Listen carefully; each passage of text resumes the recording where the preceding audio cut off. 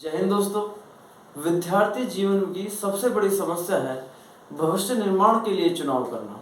और ये समस्या उस वक्त चारगुनी हो जाती है जब एक विद्यार्थी स्कूल लाइफ से कॉलेज लाइफ में प्रवेश करता है। दोस्तों, विद्यार्थी के जीवन में उसके द्वारा उठाया गया प्रत्येक कदम उसके भविष्य पर कहीं ना कहीं फर्क डालता है। यदि आपके द्वारा उठाया गया कदम आपने सही दिशा में उठाया है तो आप जल्दी एक लाइफ सिक्योरिटी में पहुंच जाते हैं, यानी कि आपकी जॉब लगने के चांस जल्दी हो जाते हैं।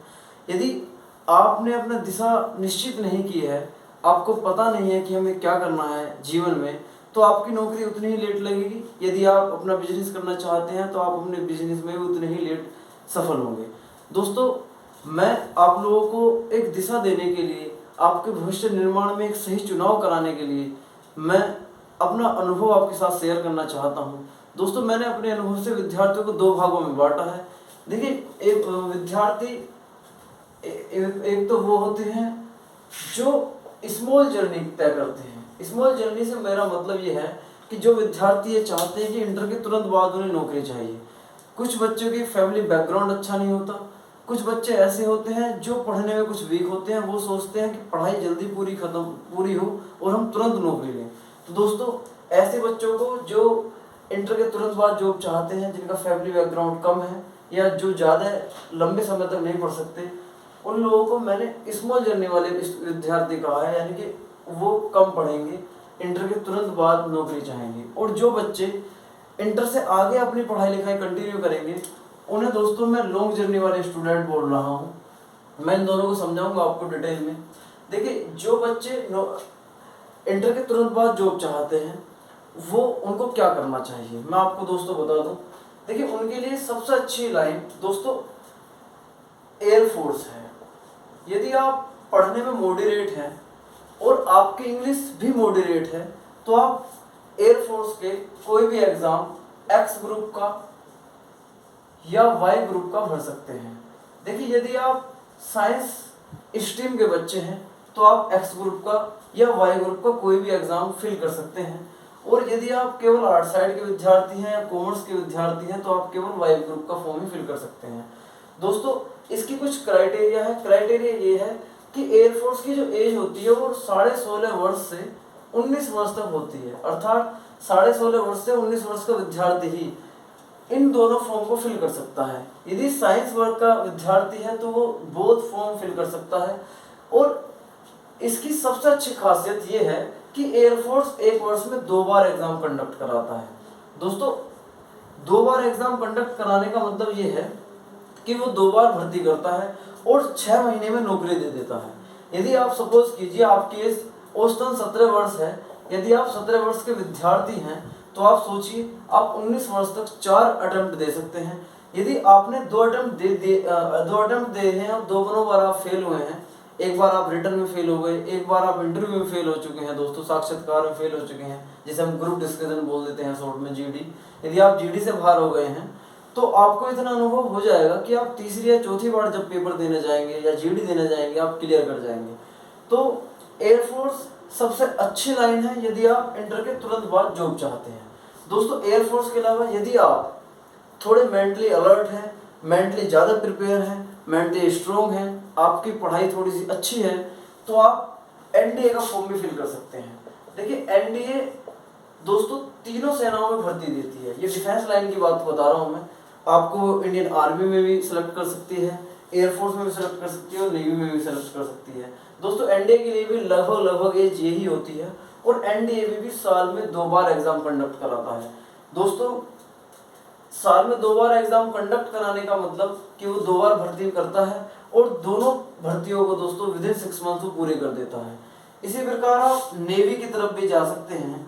दोस्तों, नेवी में AA SSR का ये 2 पोस्ट है, अलग अलग पोस्ट है। इनके लिए भी लगभग यही होता है, एज लिमिट यही है। और आप इसके लिए और इन दोनों के लिए एनडीए हो या नेवी हो, SSR AA के लिए दोस्तों आपको साइंस वर्ग के ही विद्यार्थी होना अनिवार्य है। देखिए, ये तो है लाइन एयरफोर्स की, एनडीए की, नेवी की। मैंने आप लोगों को दोस्तों ये क्यों बताया कि ये आपके लिए सबसे सूटेबल है यदि आप इंटर के तुरंत बाद जॉब चाहते हैं। देखिए, इसके पीछे कारण ये है, कुछ बच्चे मैं एग्जाम्पल के तौर पर आप लोगों को समझा रहा हूँ, कुछ बच्चे यूपी पुलिस की तरफ चले जाते हैं। दोस्तों यूपी पुलिस या दिल्ली पुलिस या कुछ बच्चे एसएससी की तरफ चले जाते हैं। देखिए मैं ये नहीं कह रहा कि ये नौकरी गलत है दोस्तों, ये जॉब्स बहुत अच्छी हैं। एसएससी में आप एमटीएस की भर्ती आपने सुनी होगी, नहीं सुनी तो दोस्तों मैं आप लोगों को बताऊंगा। जीडी के बारे में आपने सुना होगा या सीएचएसएल के बारे में आपने सुना होगा। देखिए सबसे पहले यूपी पुलिस की बात कर लेते हैं। दोस्तों जो बच्चे उत्तर प्रदेश के हैं उनके लिए बहुत ज़्यादा फायदे की जो होती है दोस्तों, कभी कभी उनके बगल वाला ही वो मिल जाता है डिस्ट्रिक्ट। दोस्तों यूपी पुलिस की भर्ती आप लोगों के लिए क्यों सही नहीं है, मैं आपको ये इसका जवाब देना चाहता हूँ। देखिए सबसे इसमें नेगेटिव पॉइंट जो है वो ये है कि इनकी भर्ती प्रक्रिया बहुत गलत होती है। सपोज कीजिए यूपी पुलिस में 2020 में दोस्तों आपके फॉर्म आए हैं, 2020 में फॉर्म आने के बाद ये 2021 में मोस्ट प्रोबेबली 2021 में ही ये पेपर कराएंगे। 2021 में पेपर कराने के बाद ये 2021 के अंत तक आपका फिजिकल कराएंगे और 2022 में मिड 2022 में ये आप लोगों का मेडिकल कराएंगे और ये फाइनल रिजल्ट जब लगाएंगे 2022 का अंत हो चुका होगा और ये जब आपको ज्वाइनिंग देंगे तो 2023 में लगभग ये ज्वाइनिंग देंगे। यानी कि ये यूपी पुलिस, दिल्ली पुलिस या एसएससी, एमटीएस, जीडी, सीएचएसएल लगभग इन सभी की प्रक्रिया यही है। मेरे कहने का मतलब यह है कि आपने एक बार फॉर्म भरा है, एक बार एग्जाम दिया है और आपने 3 साल अपने बर्बाद कर दिए। और दोस्तों सपोज कीजिए आपका फाइनल रिजल्ट 2023 में अनफॉर्चुनेटली फेल का आ गया, तो आप फेल होंगे, यानी कि 3 साल के इंतजार में आप फाइनल रिजल्ट से बाहर हुए। तो सोचिए आपका इतिहास भूगोल पूरा बदल चुका होगा, आपके मित्र पता नहीं कहाँ कहाँ पहुँच चुके होंगे और आप 2020 में जहाँ थे आप 2023 में ही वहीं मिलेंगे। और यदि आपने दोबारा यूपी पुलिस या दिल्ली पुलिस या एसएससी, जीडी, एमटीएस, सीएचएसएल का फॉर्म फिल करा तो 3 साल आपको फिर देनी पड़ेंगी। तो दोस्तों सबसे बड़ा नेगेटिव पॉइंट इसमें यह है कि ये भर्ती प्रक्रिया कितनी स्लो होती है कि बच्चों को 3 से 4 वर्ष लग जाते हैं एग्जाम निकालने के बाद, अपने पूरी प्रतिभा दिखाने के बाद, प्रत्येक चीज क्वालिफाई करने के बाद 3 साल बाद इन्हें ज्वाइनिंग मिलती है। इतनी देर में दोस्तों घर वाले भी परेशान होते हैं, बच्चे भी परेशान होते हैं कि पता नहीं कि नंबर आएगा भी नहीं आएगा। दोस्तों इसी प्रकार मैं एसएससी के विषय में आपको कुछ बता देना चाहता हूँ। एसएससी में जीडी की भर्ती होती है जो पैरामिलिट्री में होती है, आपने देखा होगा सीआरपीएफ, आईटीबीपी या सीआईएसएफ, इसमें दोस्तों 6-7 तरह की होती है, बीएसएफ सब इसी में आता है। इसकी भी भर्ती प्रक्रिया दोस्तों पेपर मॉडरेट होता है, कोई टफ पेपर नहीं होता, फिजिकल भी मॉडरेट होता है, मेडिकल भी मॉडरेट होता है। लेकिन सबसे बड़ा नेगेटिव पॉइंट यही है कि ये भर्ती प्रक्रिया 3 से 4 वर्ष या 2 से 3 वर्ष लगा देते हैं।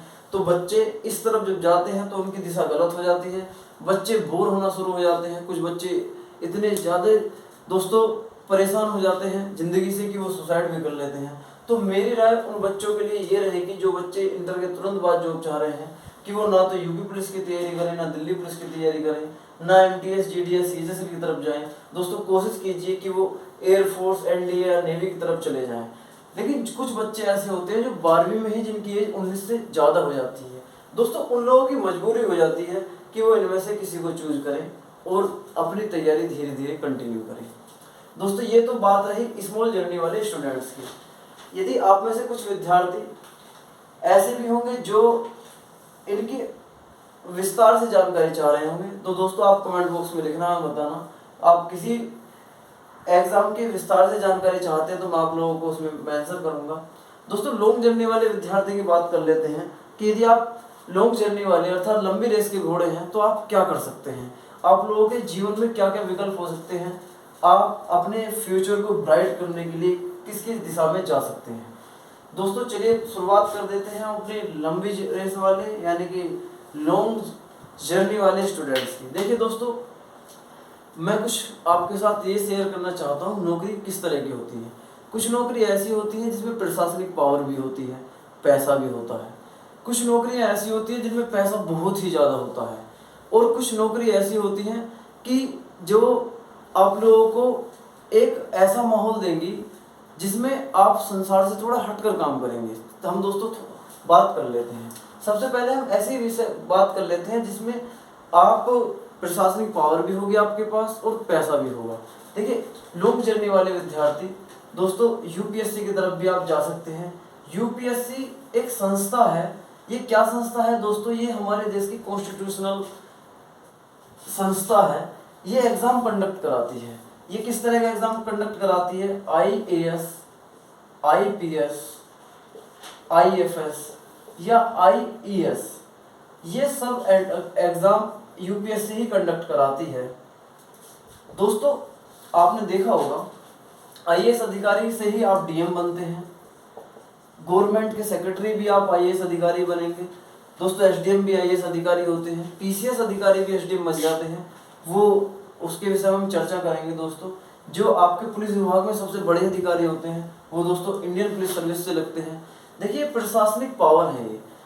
आप जब आपकी गाड़ी निकलेगी, यदि आप यूपीएससी से IAS, IPS, IFS, IAS कुछ भी बन जाते हैं तो आपको पैसा तो होगा ही होगा, सैलरी अच्छी होती है दोस्तों, लेकिन प्रशासनिक पावर भी होगी। सपोज कीजिए आपकी गाड़ी किसी चौराहे से निकल कर जा रही है तो वहाँ पर उपस्थित बाकी सभी गाड़ियाँ रोक दी जाएंगी, पहले आपकी गाड़ी निकाली जाएगी। यदि वहाँ पर पुलिस वाले कुछ लोग जो एग्जीक्यूटिव ऑफिसर्स को रूल फॉलो कराने में अपना योगदान देते हैं वो उनका सम्मान करेंगे।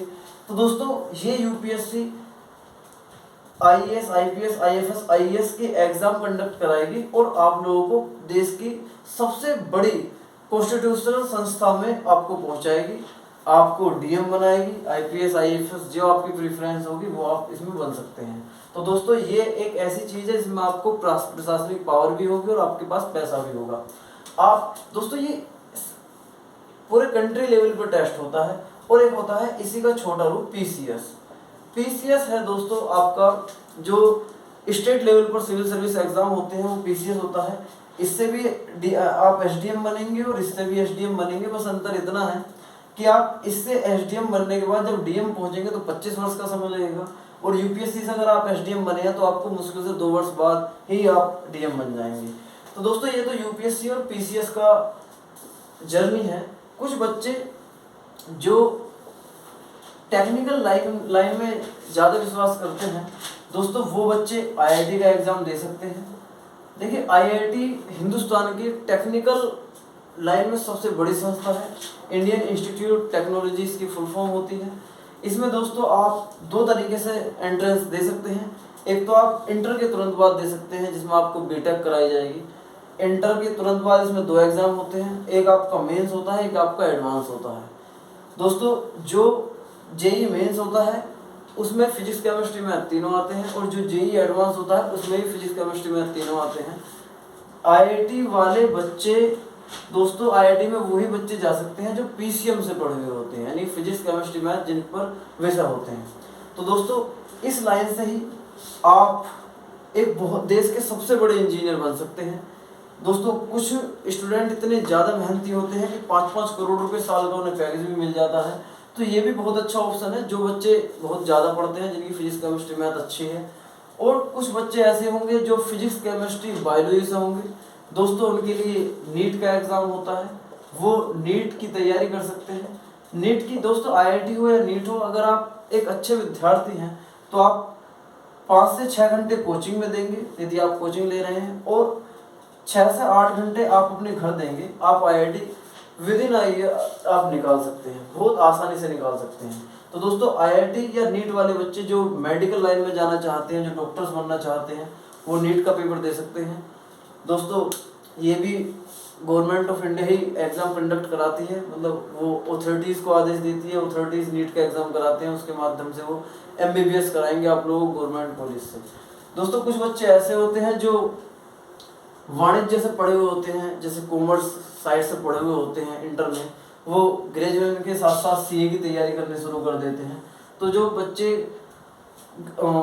वाणिज्य से पढ़ रहे हैं यानी कॉमर्स स्ट्रीम से पढ़ रहे हैं, उनके लिए CA बहुत अच्छा ऑप्शन है, जो लंबी जर्नी वाले विद्यार्थी हैं। देखिए इसके साथ साथ दोस्तों डिफेंस में भी वो निकलती है, आपने एग्ज़ाम सुना होगा CDS। देखिए CDS ये NDA का आप इसे सीनियर मान सकते हैं। NDA में यदि आप सेलेक्ट होते हैं, NDA में सेलेक्ट होने के बाद आपको वहाँ ग्रेजुएशन कराई जाएगी, लेकिन CDS में आप ग्रेजुएट होकर जाएंगे। दोस्तों CDS में भी इनके थोड़ा सा सिलेबस में अंतर है। NDA का सिलेबस दोस्तों वो होता है, अगर आप मैथ्स की बात करेंगे तो इंटर में वो जो आपने इंटरमीडिएट में मैथ पढ़ा है इंडिया में वो मैथ आएगा, लेकिन सीडीएस में मैथ्स जो अगर मैथ्स की बात है तो दोस्तों मैथ्स आता है आपका 10th लेवल तक का। इंग्लिश आती है अच्छे, इसमें दोस्तों इंटरव्यू ही यहाँ पर बच्चे को दिक्कत करता है और एनडीए में भी इंटरव्यू दिक्कत करता है। तो दोस्तों मैं आप लोगों को ये बताना चाह रहा हूँ कि यदि आप लंबे रेस के घोड़े हैं तो आप लोग इनमें से किसी भी एग्जाम की प्रिपरेशन करनी शुरू कर सकते हैं, आप इस तरफ लाइन में जा सकते हैं। कुछ बच्चे इनसे हटकर सामाजिक जॉब्स ज़्यादा पसंद करते हैं, जैसे टीचर की नौकरी हुई। दोस्तों मैं आपको टीचर्स के विषय में थोड़ी बात समझा देना चाहता हूँ। कुछ बच्चे ऐसे होते हैं कि इन लाइंस को छोड़कर लेकिन ग्रेजुएशन के बाद एसएससी सीजीएल की तरफ चलना चाहते हैं। मैं थोड़ी सी इनके विषय में भी आपके साथ चर्चा करना चाहूँगा। देखिए दोस्तों सबसे पहले बात कर लेते हैं एसएससी सीजीएल के विषय में। दोस्तों एसएससी सीजीएल आपके फ्यूचर का एक बहुत अच्छा, आपके फ्यूचर को ब्राइट बनाने के लिए बहुत अच्छा एग्जाम है। एसएससी सीजीएल का यदि आप एग्जाम निकालते हैं तो दोस्तों मैं आपको बता दूं ये बी ग्रेड की जॉब देता है। इनकम टैक्स में आप कुछ भी बन सकते हैं, ऑडिट पोस्ट पर आप इंस्पेक्टर पद पे जा सकते हैं, ऑडिट पोस्ट पर जा सकते हैं। आप एसएससी सीजीएल से ही दोस्तों सीबीआई में सिलेक्ट हो सकते हैं, एसएससी सीजीएल से ही एक्साइज इंस्पेक्टर बन सकते हैं और कस्टम ऑफिसर बन सकते हैं, फूड इंस्पेक्टर बन सकते हैं। एसएससी सीजीएल में दोस्तों काफ़ी तरह की पोस्ट आती हैं। तो यदि आप बी ग्रेड के अधिकारी बनना चाहते हैं, इंस्पेक्टर बनना चाहते हैं तो आप एसएससी सीजीएल से सिलेक्ट हो सकते हैं। कुछ बच्चे बैंक की तैयारी कर सकते हैं दोस्तों, कुछ बच्चों की इच्छा होती है कि वो बैंक की तैयारी करें। देखिए ये दोनों पोस्ट ऐसी हैं कि आप ग्रेजुएशन के बाद ही इन्हें अप्लाई कर सकते हैं। और मैं आपसे एक बात और बता दूं, एसएससी सीजीएल के लिए और ना ही बैंक के लिए कोई ऐसे वो नहीं है कि आपको एक पर्टिकुलर स्ट्रीम से ही आपकी ग्रेजुएशन होनी चाहिए। आप चाहे आर्ट वर्ग से पढ़े हों, साइंस वर्ग से पढ़े हों या वाणिज्य वर्ग से पढ़े हों, आप किसी भी स्ट्रीम से पढ़े हुए हों, आप इनमें से कोई सा भी एग्जाम में बैठ सकते हैं और क्वालिफाई कर सकते हैं। लेकिन यदि आप एक 10th के बाद 11th में एडमिशन ले रहे हैं या ग्रेजुएशन आप पीसीएम से किया उसके बाद आप ग्रेजुएशन में एडमिशन ले रहे हैं तो दोस्तों मेरी राय आप लोगों के लिए ये रहेगी कि आप मैथ्स टाइप जिसमें कैलकुलेशन ज़्यादा होती है ऐसा सब्जेक्ट जरूर लें, क्योंकि सीजीएल हो या बैंक हो इनमें जो मैथ्स आता है, मैथ्स काफ़ी कैलकुलेटिव होता है। टफ कतई नहीं होता लेकिन कैलकुलेटिव ज़्यादा होता है। बच्चे की गुणाभाग कमज़ोर होती हैं, इसलिए बच्चे अक्सर इन एग्जामों में फेल होते हैं। तो दोस्तों बैंक में आप दो तरीके से सेलेक्ट हो सकते हैं। एसबीआई बैंक है दोस्तों जो अपना एग्जाम अलग कंडक्ट कराता है, और एक आईबीपीएस है। आईबीपीएस दोस्तों, एसबीआई तो इंडिविजुअल बैंक है, इसके भी दो एग्जाम होते हैं, एक प्री होता है और एक मेन होता है। और उसके बाद इसमें कंप्यूटर का टेस्ट भी होता है दोस्तों। और आईबीपीएस काफ़ी सारे बैंक के लिए एग्जाम कंडक्ट कराता है। अगर आप पंजाब नेशनल बैंक में सेलेक्ट होना चाहते हैं या बैंक ऑफ इंडिया में सेलेक्ट होना चाहते हैं, कहीं भी आप आईबीपीएस एक संस्था है जो बैंक में आपको सिलेक्शन देगी। ये 18 से 19 बैंक इसके अंदर आते हैं दोस्तों, आप सर्च करके इसको देख सकते हैं या हम किसी और वीडियो में आप लोगों के लिए इस चीज़ को पढ़ा देंगे। दोस्तों एसएससी सीजीएल की भर्ती प्रक्रिया भी मैं आप लोगों को इसके साथ साथ समझा दूँ। एसएससी सीजीएल में टायर के बेस पर आपको पेपर देने होंगे। यदि आप प्रथम टायर की बात करेंगे, टायर फर्स्ट की, तो दोस्तों इसे हम शॉर्ट में प्री पेपर बोलते हैं। प्री पेपर में 4 सब्जेक्ट आते हैं, मैथ मिलेगा आपको, इंग्लिश मिलेगी, रीजनिंग मिलेगी और एक जीएस मिलेगी दोस्तों। टायर सेकंड होगा इसमें। टायर सेकंड में दोस्तों आप लोगों को मैथ्स और इंग्लिश का पेपर देना होगा। टायर थर्ड मिलेगा। टायर थर्ड में दोस्तों आप लोगों के लिए डिस्क्रिप्टिव पेपर होगा। डिस्क्रिप्टिव पेपर में आपको एस्से राइटिंग लिखवाई जाएगी और आप लोगों को एप्लीकेशन या प्रिसाइज पेपर एक पैराग्राफ दिया जाएगा, उसको आपको छोटा करके लिखना होता है। ये टायर थर्ड की बात है। और टायर फोर्थ में दोस्तों इसमें आप लोगों को टाइपिंग टेस्ट होगा। देखिए सीजीएल में काफ़ी सारी पोस्ट होती हैं, कुछ खास पोस्ट के लिए आपको टाइपिंग नहीं देनी। यदि आप उसके लिए कर रहे हैं तो उसको आपको टायर सेकंड के साथ एक पेपर एक्स्ट्रा होगा, जो आप पेपर यदि उसमें अपने क्वालिफाई कर जाते हैं तो आपको उन पोस्ट को दी जाएगी। जीएसओ, डब्ल्यू इन्हीं तरह की पोस्ट होती हैं इसमें दोस्तों। अब इसके साथ साथ दोस्तों हम देखिए मैं ये बता दूं कि सीजीएल की जो पोस्ट है ये सिविल पोस्ट है। इंस्पेक्टर होंगे ये सिविल लाइन के होंगे, यानी कि जो इंस्पेक्टर आप बनेंगे इसमें आप लोगों को यूनिफॉर्म नहीं पहननी पड़ेगी। जैसे कि सिविल ऑफिसर्स होते हैं, आप लोग सिविल ड्रेस में ही रहेंगे। लेकिन एसएससी एक एग्ज़ाम और कंडक्ट कराती है दोस्तों, जिसमें आप एसआई की पोस्ट पर जा सकते हैं। उस पोस्ट का नाम है दोस्तों सीपीओ। पोस्ट का नहीं, एग्ज़ाम का नाम है एसएससी सीपीओ होता है। इसमें दोस्तों मेनली 4 एसआई बनते हैं, जो आपने देखा होगा दिल्ली पुलिस में जो दरोगा होते हैं एसआई होते हैं, 2 स्टार्स होते हैं वो भी एसएससी सीपीओ से ही बनते हैं। आईटीबीपी में एसआई होते हैं वो भी इससे बनते हैं। तो दोस्तों ये कुल मिलाकर 4 तरह के एसआई प्रोवाइड कराता है एसएससी सीपीओ। इसमें भी आपका टायर फर्स्ट होगा। टायर फर्स्ट दोस्तों बिल्कुल एसएससी सीजीएल की तरह होगा, बस अंतर इतना है कि इसमें 50-50 क्वेश्चन होंगे, यानी कि इसमें 200 क्वेश्चन होंगे, इसलिए 100 क्वेश्चन का पेपर होता है। और टायर सेकंड में एसएससी सीजीएल के टायर सेकंड में मैथ्स और इंग्लिश दोनों आते हैं, लेकिन एसएससी सीपीओ के टायर सेकंड में दोस्तों केवल इंग्लिश आती है। और फिर इस टायर सेकंड यदि आप निकाल देते हैं तो फिर आपका फिजिकल टेस्ट होगा। फिजिकल टेस्ट आपने पास कर दिया, फिर आपका मेडिकल टेस्ट होगा। यदि आपने मेडिकल टेस्ट पास कर दिया तो उसके बाद फाइनल मेड लगेगी। यदि आपका नाम उसमें भी आ चुका है तो आप कॉन्ग्रेचुलेसन, आप सेलेक्ट हो चुके हैं। तो दोस्तों ये बात रही एसएससी सीजीएल और सीपीओ की। अब बात कर लेते हैं जो बच्चे टीचर बनना चाहते हैं उनके लिए क्या है। दोस्तों देखिए, जो लंबी रेस के घोड़े बच्चे होते हैं वो भी टीचर बन सकते हैं। देखिए टीचर अलग अलग लेवल के होते हैं। सपोज कीजिए आप प्राइमरी टीचर बनना चाहते हैं, तो दोस्तों यदि आप प्राइमरी टीचर बनना चाहते हैं तो आप सबसे पहले ग्रेजुएट होइए। ग्रेजुएशन के बाद आप या तो बीटीसी कीजिए या आप दोस्तों बीएड कीजिए। ग्रेजुएशन के साथ साथ ग्रेजुएशन के बाद आप बीटीसी या बीएड करेंगे। उसके बाद गवर्नमेंट भर्ती प्रक्रिया निकालते हैं, यानी कि फॉर्म निकालती है, आप उसे फॉर्म फिल कीजिए, आप प्राइमरी में लग सकते हैं, यानी प्राइमरी टीचर बन जाएंगे। इसके साथ आपको टेट का पेपर भी पास करना होता है दोस्तों। यदि आप जूनियर टीचर बनना चाहते हैं तो उसका भी प्रावधान लगभग सेम ही है जूनियर के लिए दोस्तों। और यदि आप 10th लेवल पर या 12th लेवल पर टीचर बनना चाहते हैं दोस्तों, ये 10th level high school level पर और 12th लेवल इंटरमीडिएट लेवल पर यदि आप बनना चाहते हैं तो इसके लिए आपको टीजीटी या पीजीटी का पेपर देना अनिवार्य है। देखिए टीजीटी होती है जो आप 10th तक पढ़ाते हैं टीचर, उन लोगों के लिए टीजीटी पेपर होता है। जो टीचर पीजीटी का फॉर्म भरते हैं, यानी कि जो इंटरमीडिएट पर लेक्चरर बनते हैं, उनके लिए दोस्तों पीजीटी का पेपर होता है। इनकी प्रक्रिया क्या है वो हम आपको अलग से किसी वीडियो में पढ़ा देंगे। फिलहाल मैं आप लोगों को टीचर की एक लेयर पढ़ा रहा हूँ कि प्राइमरी टीचर होते हैं, जूनियर टीचर होते हैं, टीजीटी पीजीटी वाले होते हैं। और दोस्तों जो टीचर्स कॉलेज में पढ़ाते हैं उन लोगों के लिए दोस्तों, आप लोग यदि आप प्रोफेसर बनना चाहते हैं अर्थात यूनिवर्सिटी में पढ़ाना चाहते हैं तो आप लोगों को ग्रेजुएट होना पड़ेगा। उसके साथ साथ आपको मास्टरेट करनी पड़ेगी, यानी कि मास्टर ग्रेजुएशन करनी पड़ेगी दोस्तों। मास्टर ग्रेजुएशन में कुछ भी कर सकते हैं आप, एमए कीजिए, एमएससी कीजिए, एमटेक कीजिए, व्हाटएवर यू वांट दोस्तों। ग्रेजुएशन में ग्रेजुएशन प्लस मास्टर, उसके बाद आपको नेट निकालना पड़ेगा। ये आप पर निर्भर करता है कि आप नेट जेआरएफ निकालते हैं, नेट निकालते हैं। उसके बाद पेपर होगा, यूनिवर्सिटी पेपर कराएगी। आप यदि पेपर निकाल देते हैं तो कांग्रेचुलेसन, आप सेलेक्ट हो जाएंगे, वरना दोस्तों आप लोगों को दोबारा तैयारी करनी होगी। दोस्तों ये मैंने आप लोगों को कुछ विशेष एग्जाम्स के विषय में पढ़ाया है जो जनरल बच्चे अपने भविष्य को बनाने के लिए करते हैं। कुछ बच्चे ऐसे होते हैं जो अपने फैमिली बिजनेस में जाना चाहते हैं, लेकिन फैमिली बिजनेस को एक अलग रूप देना चाहते हैं।